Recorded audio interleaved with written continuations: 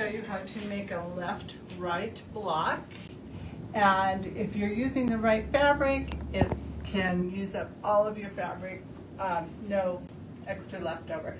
But before I do, I want to remind you that February 7th is our 3rd birthday. We've been here over 3 years now, and it has been great. It's amazing how much we have accomplished and learned, and our customers are I mean, you guys just make our day, either whether with your orders or your comments or coming into the store. So thank you. So February 7th, we're going to have I'm going to go ahead and say it. The kits are going to be 20% off, and then the iron is talking to me. And so all of the kits in the store, whether it's knitting or a fabric kit, are going to be 20% off on that day. If you come into the store, we are going to have a make and take. It's a postcard, and that's going to be going on all day. We'll be in the classroom here where everybody in your party can make and take. And if you can't join us, if you send in an order, we will send in a make and take with the instructions for you to do at home. So looking forward to that, again, next Saturday on February 7th. So today I'm going to demo the block that I did for Local Quilt Shop Day. I have to remember all of these different names of things. Last Saturday, I believe, I told you in the live that I was going to do it. Unfortunately, we did not have the staff to support somebody on camera and me not being inside the store. So, again, it is this left and right block here. And there's one thing you need to know about being able to do it the way I'm going to do it. The fabric needs to be a blender, but probably not as solid, because the solid would show certain aspects of this that in some people's eyes would look backwards. So again, this is why I went with this beautiful, this is the Fluttering Petals watercolor, and this is the blue. And it just has a great texture, so you really can't see where the seam lines are on it. So to make this block, you're going to start with you'll need 2 background fabrics and 2 of your blender with some sort of texture that's not directional. And then you also need 2 7 1/4 inch blocks to put them together. Now, if you want the directions for this, and I'm also going to offer you a discount on a ruler today, but it has to be called by 5:30 tonight, or 5 p.m. tonight. Sorry, I've got to leave early. So 970-296-8385 is our shop number. So call us and let us know that you want the left-right block pattern. And if you're interested in the ruler, make sure that you mention that you want that also, because I cannot honor it online due to the fact that we don't have it set up as a cell anymore. But I'll honor it because I think I told you that last week. Okay, let's get busy here. Enough of my jabbering. So I'm going to put the right sides together of my 7 1/2 background and the 7 1/2 of my printed fabric. Line them up. Then I'm going to do a diagonal line across. This time here I can't use my Sew Straight because this is too long and it doesn't fit on my Sew Straight on the table. And there it is. Chalk. Keep burying this little ruler here. So I'm going to draw the line diagonally across from this point to this point. And I am using a chalk wheel. Can you hear that? I hope you can. Okay, so I've got a line here, and then I would take it to the machine and I would stitch 1/4 inch on both sides. And then after I did that, I would come back and I would cut down my chalked line, point to point, but I already have that done. So this is what you'll get. You'll get 2 half square triangles, and I press them towards the printed fabric, or the solid fabric, and then I am going to take my 7 1/4 block pieces.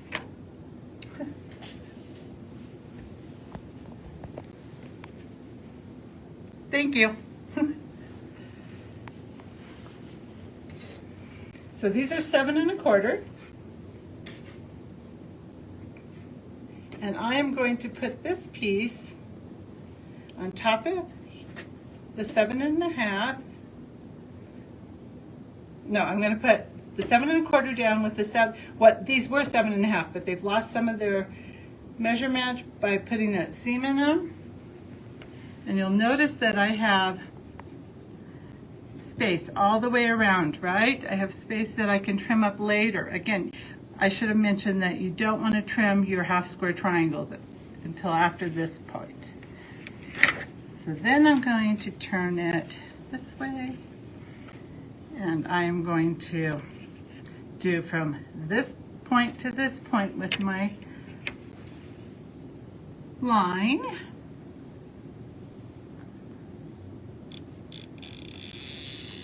And I started up here because my seam's going that way so that I could come off of it instead of having to go back and forth.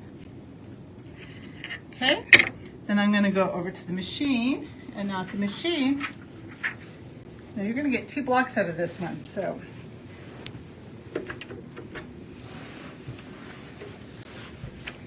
thank you, Lester, for coming over.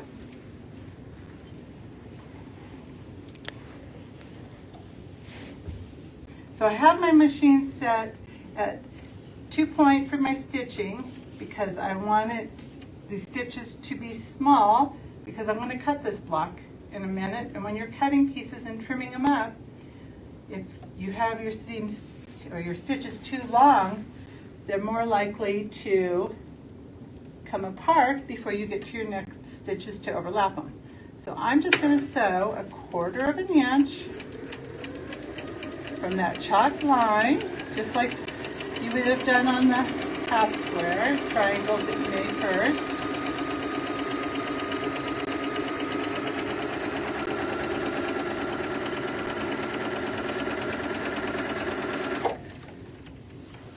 And this is a 1/4 inch, scant 1/4 inch foot here I have on.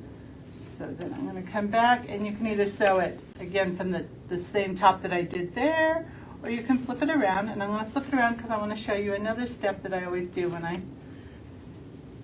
working on seams.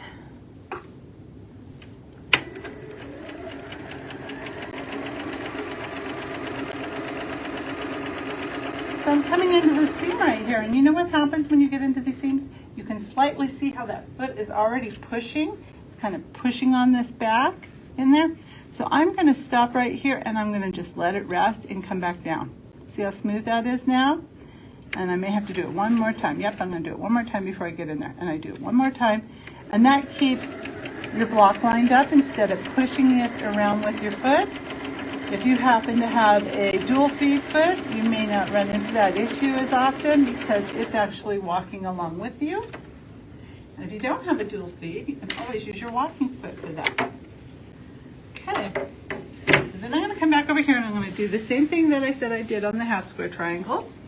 I'm going to cut that blue chalk line right there, right down the center of it. On it.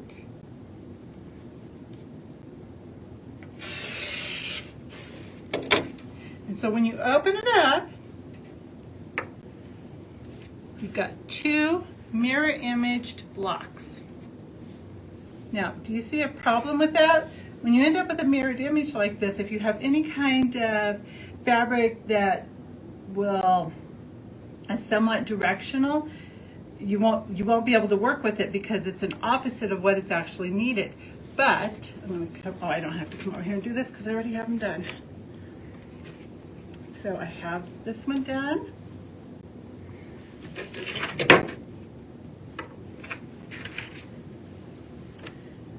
Done.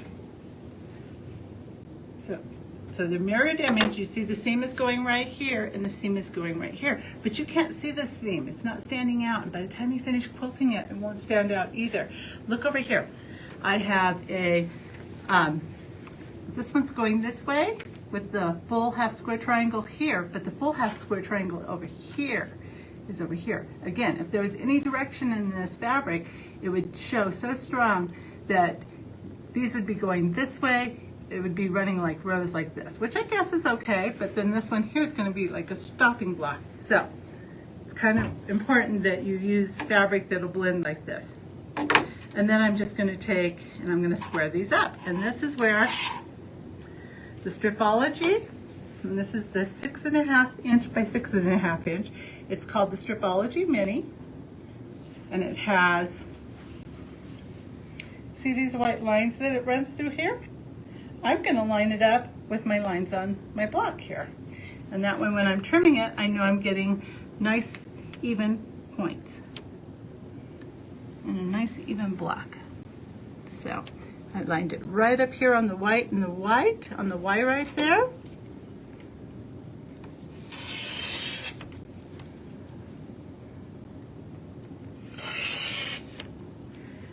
And I'm going to flip the block around. No problem, because the block's already got two straight sides right here, and plus it's got the Y here, so it's easy to line up again. Again, I'm going to line it up with this white line right here, and this white line right here, and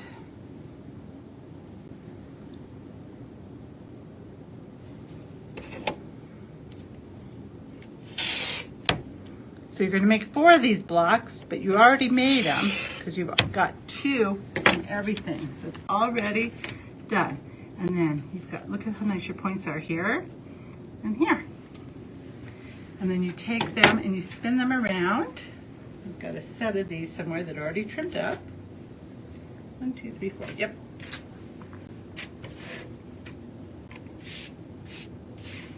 I used to laugh when Eleanor Burns first came out. She'd throw everything over her shoulder. It was really funny. I'm doing the same thing. I see why she did it.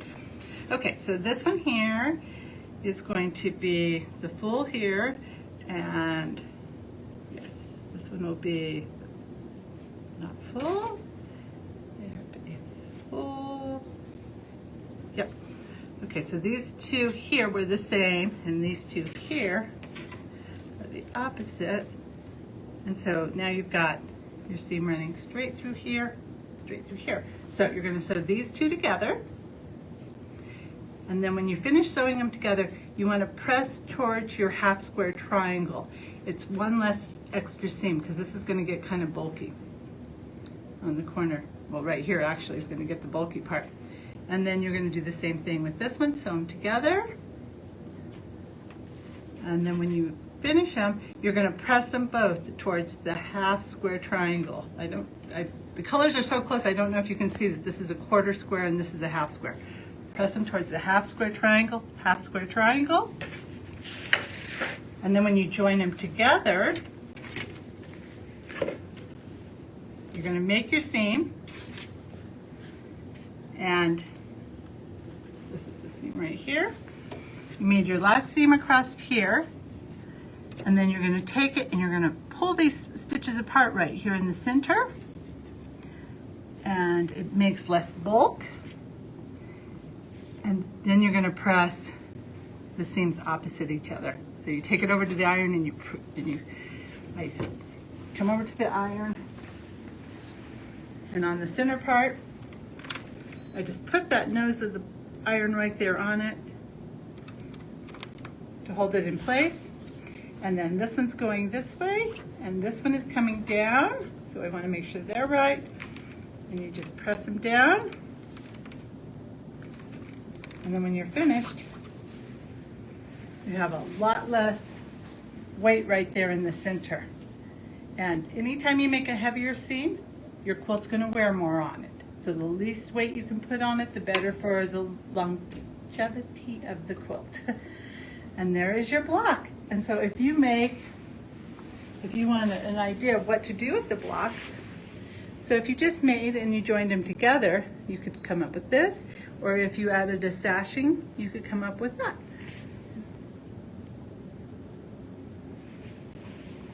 So until next week, have a great one.